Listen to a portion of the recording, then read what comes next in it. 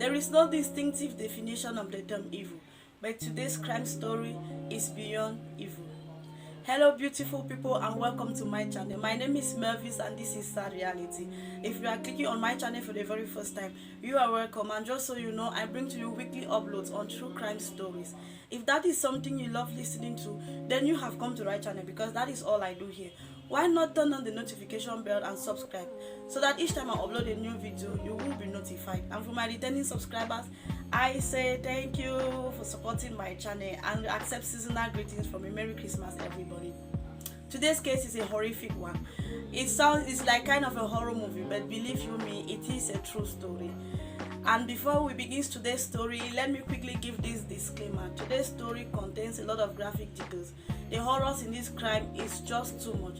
So if at any point you think you can't watch, you can discontinue watching, because I understand not everybody has a heart to stomach some of these graphic details of these crimes that we have around the globe these days.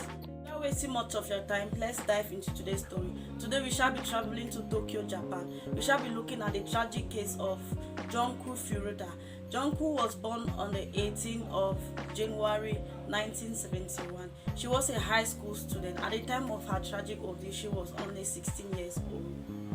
Junko had left her part-time job. She was working as a part-time after school, and when she was coming back home on that fateful day, 25th of November 1988, she was pushed down on her bike by a young teenage boy. And as she was trying to get up, another boy approached her and offered her help. Not knowing what was happening, Junko accepted the help, and before she understood what was happening, she was surrounded by 4 boys, a gang that was led by Hiroshi Miyano. They kidnapped Junko that fateful day and took her to a house belonging to the parents of one of the boys that had kidnapped her. That is where her 44 days of horror, torture, agony, and nightmare began.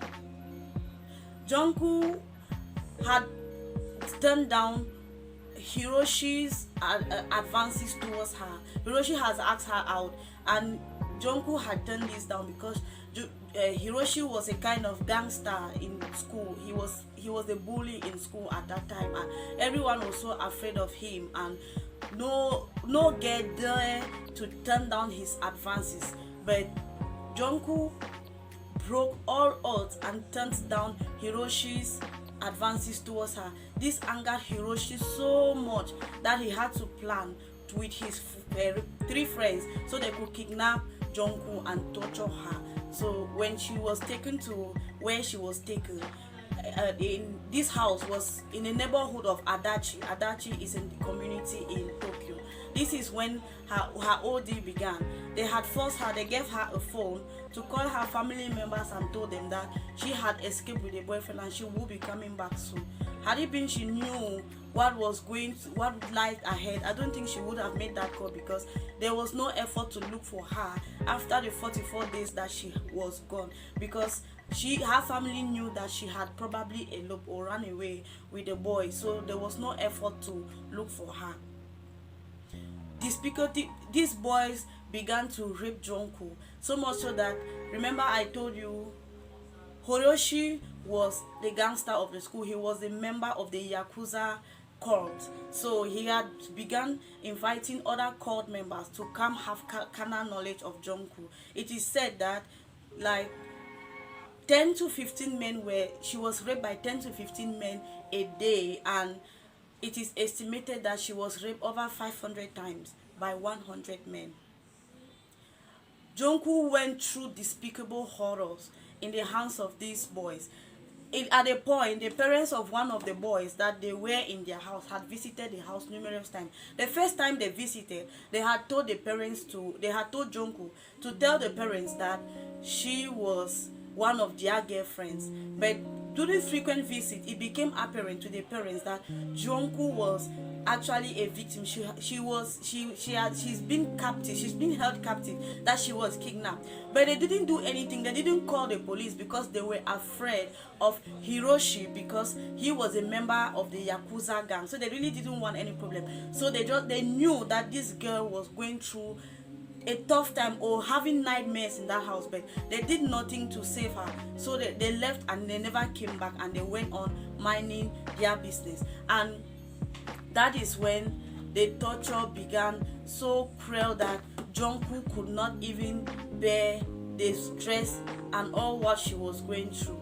It is said that she was put in the freezer for hours. She was given limited supply of food. She was used as a punching bag.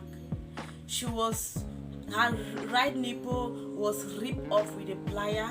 There was a light bulb that had been heated and forced into her vaginas and rubbed until it exploded inside. She was beaten. Her feet were burned. They used needles to pierce her breast. She was, oh my God, the horror. Sometimes it is really not proper to bring out all these details, but this girl went through a lot of agony in the hands of these monsters that she couldn't really bear it, and she had begged them to let her go. So they challenged her to a game, and she managed to win. But these guys became so furious that they got so mad that she had won them, and they decided to punish her more. She was hung on the ceiling for hours and used as a punching bag. The damage was so severe. She was laid down flat on the floor, and her hands and feet tied, and a drum bell would be dropped directly on her abdomen. This caused a lot of damage in her internal organs that she couldn't even really pass out urine properly. The nightmare she went through was not even yet over, and on the 28th day, she had money. The guys had finished drinking, and it's like they passed out. Junko managed to grab a phone to call the police so they could come help her, but they soon managed to get to her even before the police she could even say a word. Even though the phone was the police had picked up the call, but even before she could utter any word, the guys smashed the phone from her, and this angered them so much that the punishment they gave her was so severe. Lighter fruits were thrown on her feet, hands, and all over her body, and she was burnt so much that she could not stand. She couldn't stand, she couldn't walk, she couldn't do anything. And at this time, Junko had begged these boys to take her life, but she was refused that opportunity because they really wanted her to suffer more. At this time, Junko's physical appearance and internal system has been damaged, that she was no longer appealing to these guys, and all they could do was to continue to torture her. They were no longer the rapes could not go on because she was no longer appealing. So all they could do was just to see her suffer. So they continued to torment her. At this time, she had been so dehydrated because no food was left. She couldn't eat because her internal systems could not accept any foreign things because her internal organs were totally damaged. There were particles of glasses in her system. So she will when she pukes, she will be beaten for that. If she tries to eat anything, she will vomit everything out, and this continued to anger the boys. And Junko was dehydrated. She was unrecognizable, and on the 44th day, Junko succumbed to her injuries. She died on the 44th day after she was being captured. And these boys knew that now that she's dead, they couldn't just dispose of her body. There was really nothing they could do. They decided to look for a 55-liter gallon and stuff her body inside. Junko was stuffed in it, and she was the cement and concrete was mixed and poured on her. But the mistake they did was strands of her hair was visible out. So this made it very easy to be identified that that was not just a 55-liter gallon. There was a human being inside because of the hair that was sticking outside. This caused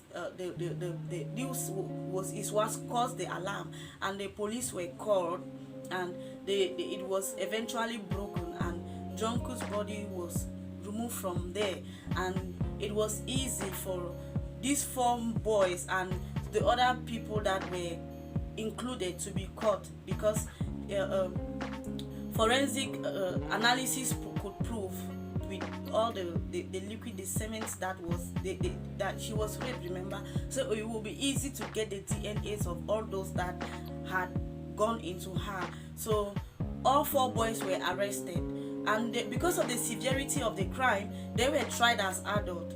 But what baffles me more is the fact that even though they were tried as adults, despite the fact that they were juveniles, their sentences were relatively low.